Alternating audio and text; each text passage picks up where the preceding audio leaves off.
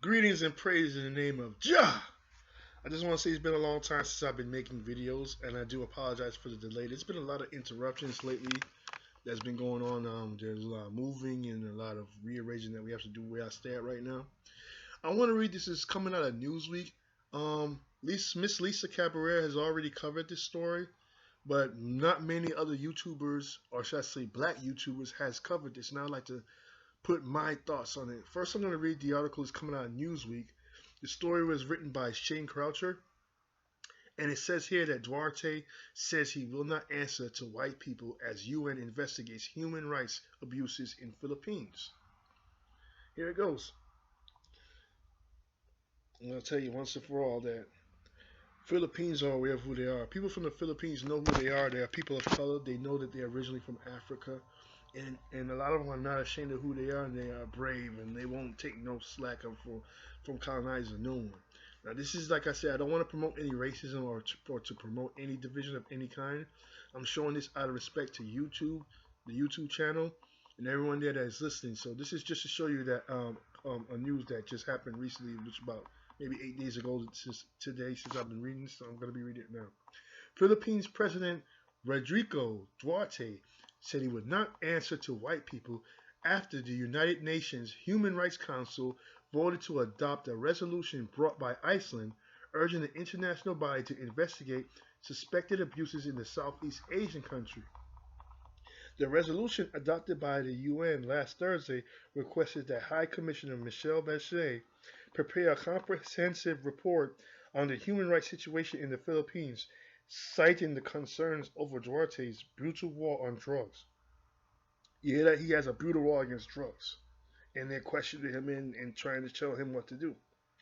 Duarte is accused of overseeing thousands of extrajudicial killings, kidnappings, and arbitrary arrests and detention under his anti-drugs crackdown. He has also used incendiary rhetoric against his critics, the media, and political opponents. I will only be tried, or face a trial in a Philippine court presided by a Filipino judge and prosecuted by a Filipino judge and prosecuted, by a Filipino. And maybe they can reimpose death penalty so I can die in Filipino land, Duarte said on Wednesday during a television interview Inquirer reported. I will not answer a Caucasian. You must be stupid. Who are you? I am a Filipino. We have our courts here. You have to bring me somewhere else? I would not like that. I have my country. It's working. I know it's working. Justice is working here.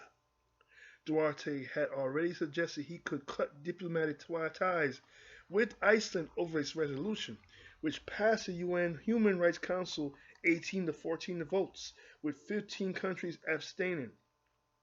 Ravina Sabjinshani, I can't even say it right, Shamdashani, a spokesperson for the Human Rights Office told Newsweek the HRC resolution on the human rights situation in the Philippines and its request for a comprehensive written report is an opportunity for all stakeholders, including the government, to assess the current state of human rights in the country and in particular to get clarity around the contested facts, figures, and circumstances.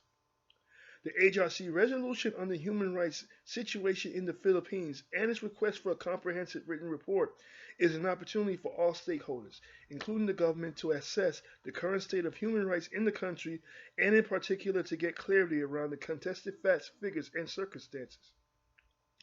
According to the resolution, the UN Human Rights Council expressed concern at the allegations of human rights violations in the Philippines, particularly those involving killings, enforced disappearance, arbitrary arrest and detention, the intimidation and persecution of or violence against members of civil society, human rights defenders, indigenous people, journalists, lawyers, and members of the political opposition, and restrictions on the freedoms of opinion and expression, peaceful assembly, and association. Recently, the Philippine Senator Ronald De La Rosa, the former police chief responsible for running Duarte's war on drugs and an ally of the president, downplayed the death of a toddler during a police raid, saying happens. Micah Upina, 3, died in a crossfire during A drugs raid by armed police in Rodriguez, Rizal. Upina's father, Renato, also died in the shootout.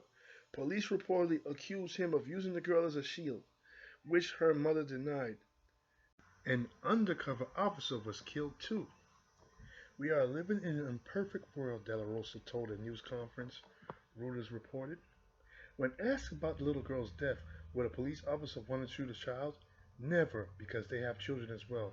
But ish happens during operations. Wow, it's crazy what's going on.